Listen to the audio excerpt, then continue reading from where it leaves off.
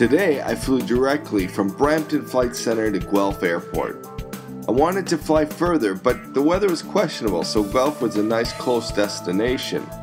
The wind was coming from around 240 degrees, so I knew I would have to use runway 23 in Guelph. Now runway 23 is a bit of a challenge, and a little more so today. Take a look at this diagram of the runways at Guelph. Here I am with an exact picture of my Cessna 172, exactly to scale. At first from the diagram it seems easy enough. However, right before runway 23, there's some tall trees to clear. Because of these tall trees, the runway is displaced, meaning the available runway is shorter than it already is. To boot, the runway is only 40 feet wide. Many taxiways are wider.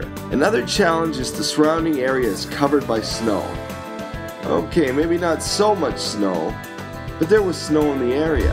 With all these challenges, I was not getting my hopes up to land on runway 23 or even at Guelph at all.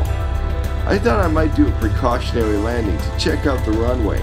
I certainly don't like to fly in dangerous situations, so the precautionary landing would help me decide.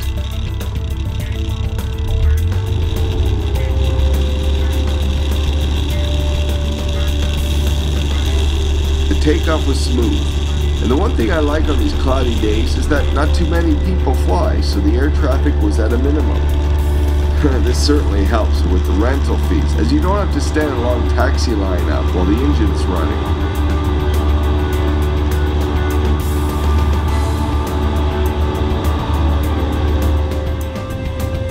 I approached Guelph Airport and joined mid-left downwind and set up for a precautionary landing. This was a good decision as I could also assess the tall trees I spoke about earlier.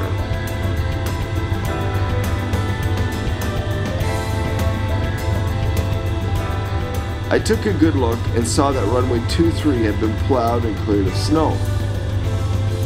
Also, from the windsock, the wind appeared to go right down the runway, so crosswind would not be an issue, as I was a little concerned about the 40-foot width. After a good look, I made the decision to land on 23. It was a go for landing. On the approach, I had to make a concentrated effort to avoid the trees and to make sure I had a nice landing in the center of the shorter and thinner runway. Like I said, many taxiways are wider.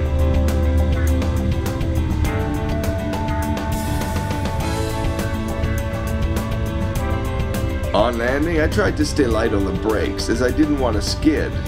Plus, I had to make sure I was active on the rudder.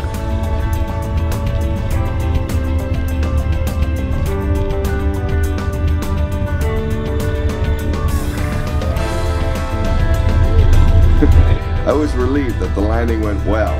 At this point, I've had quite a few landings under my belt, but this one I had to pay close attention to as there were quite a few challenges.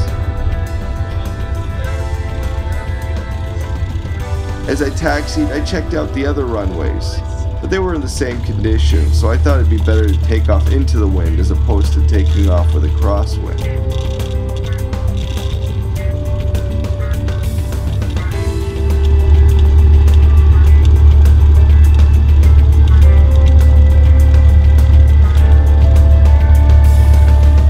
As I lined up on runway 23, I noticed my wheels were slipping a bit as I taxied.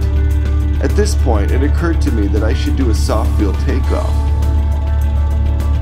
If the runway is slippery, it would be a good idea to get off the ground as soon as possible. Plus, I had to remember to use solid rudder control. With this in mind, I went ahead and pushed the throttle in all the way. I pulled up and went into ground effect. Maybe I pulled up a tad too soon, but I was glad to be off the ground. I climbed to around 2,500 feet and turned around to head back to Brampton.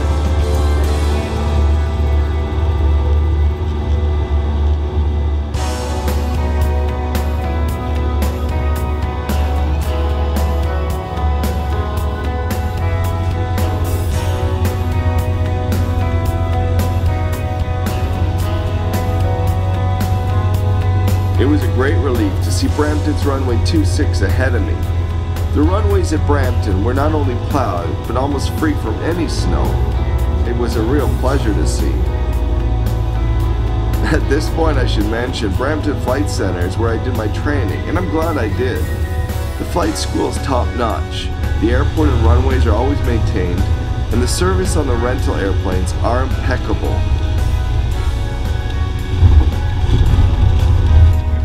I was glad to have my experience today, however I don't recommend this as there were too many challenges. At the end of the day, it was a safe flight and I learned a lot. It was a good flight, we made it, everything's okay. Ciao.